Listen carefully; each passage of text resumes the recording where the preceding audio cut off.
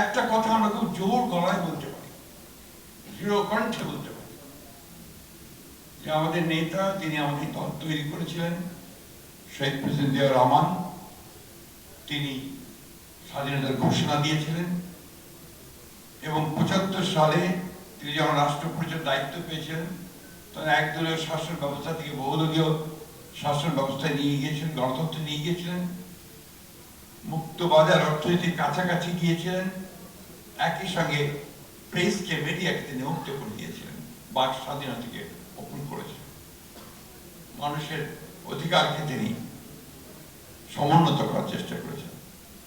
দেশনেত্রী বেগম খালেদা জিয়া সে একই পতাকা, সেই পতাকা ছিল স্বাধীনতার পতাকা, সেই পতাকা ছিল সার্বভৌমত্বের পতাকা, গণতন্ত্রের পতাকা, সেটাকে নিয়ে এগিয়ে গেছে। আজকে আপনাদের নেতৃবৃন্দ অনেকেই ব্যবসায় সংক্রান্ত অনেকগুলো বিষয়ে তার অবদানের কথা বলেছেন। আমি শুধু এইটুকু বলতে চাই যে বাংলাদেশকে একটা গণতান্ত্রিক রাষ্ট্র হিসাবে প্রতিষ্ঠা করতে তার যে অবদান, সে অবদানকে কখনোই অস্বীকার করা যাবে। তিনি কষ্ট করেছেন, জেলে গেছেন, শেষ মুহূর্তে তিনি যখন মিথ্যা মামলায় সাজাপ্রাপ্ত হয়ে জেলে যান, তখন তিনি সুস্থ ছিলেন।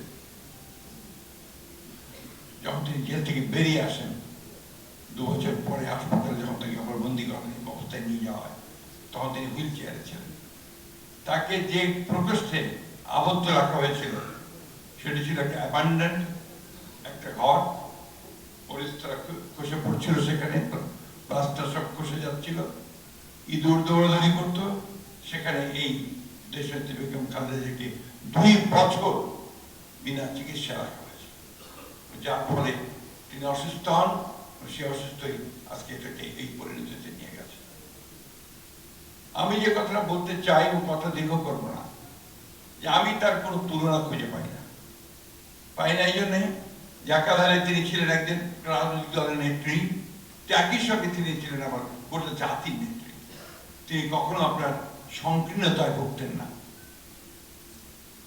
আপনাদের নিশ্চয়ই মনে আছে যে 5ই আগস্ট যেদিন ছাত্র জনতার অভ্যুত্থানের মধ্য দিয়ে জাতি আরেকবার স্বাধীন হলো, সেই রাত্রেই আমি গিয়েছিলাম হাসপাতালে তার একটা বক্তব্য নেওয়ার জন্য।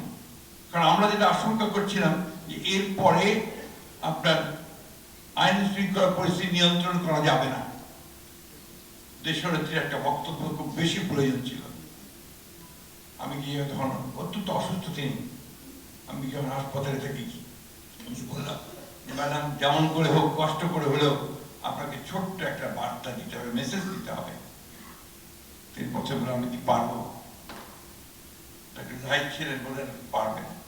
আমরা সেখানে বসেই উনি ধারণা দিলেন, আমরা 4-5 লাইনের মধ্যে একটা বার্তা তৈরি করেছিলাম। সে বার্তাটি এত কষ্ট, এত নির্যাতন, এত নিপীড়ন, এত অত্যাচারের পরে তিনি যে বার্তাটি দিলেন, সেটি প্রথম ছিল প্রতিশোধ নয়, প্রতিহিংসা নয়, আসুন আমরা সবাই মিলে ঐক্যের মধ্য দিয়ে, ভালোবাসার মধ্যে দিয়ে নতুন বাংলাদেশ নির্মাণ করি। এই একটি বার্তা সমগ্র বাংলাদেশকে বদলে দিয়েছিল। এই কথাগুলো আমরা সাধারণভাবে আমাদেরকে ভাবা উচিত, আমাদের চিন্তা করা উচিত। যে মানুষটি একজন মাত্র সাধারণ গৃহবধূ ছিলেন, খুব অল্প বয়সে বিধবা হয়ে গিয়েছিলেন, এবং 1971 সালে তাকে এবং শিশু পুত্রকে ফেলে জিয়া যখন যুদ্ধে চলে গিয়েছিলেন, তখন তাদেরকে ওই পুত্রদিকে নিয়ে তিনি ঢাকায় ফিরে এসে তিনি পাক সেনাদার হানাদার বাহিনীর হাতে গ্রেপ্তার হয়েছিলেন।